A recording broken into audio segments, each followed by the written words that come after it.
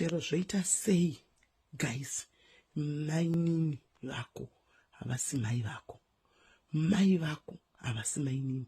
Kana muchida kuona kuti ndikutaura chokwadi, tora vana vamainini vako ugotora iwe vana vamai vako, mumire apa mose munoti makafanana here, munoti munotiita zvakafanana here, zvakatosiyana.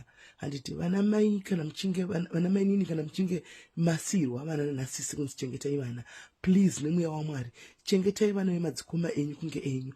Musaise musiyano difference kuti kuoneko kuti uyu anga ari mwana wasisi uyu anga ari mwana wangu. Vana venyu vese vabatei zvakafanana, zvokuti mawana imbwa dzenza munomusana 4 o'clock dzite basa venyu vakavata kunge vana misisi, hazvina kumira zvakanaka. Mufunge zvazvinoita paupenyu ndezvekudai. Venyu vacho vamunenge muchibata kunge mazai ivavo, kana vakura vanogona kutadza kuita kana chimwe chinhu paupenyu chekuti vakubatsirei, asi vana vemukoma wenyu akafa iyeye anogona kutozoziva kuti ava ndo mai vangu vakandichengeta, ava ndo mai vakaita kuti ndindewo kuchikoro. Batai vanasisi venyu zvakanaka, musabate vanasisi venyu rafu kunge ramangwana renyu rinozikamwa nemunhu wese. Taona makesi akaona namainini. Kana uri mainini wanga uchisarudza pakati pevana ava, kubva nhasi wasiyana nazvo, batanidzai vana venyu neve mukoma wenyu muchiri kurarama. Hamusandituke ina ngoti ndipfune nemashoko ewaya.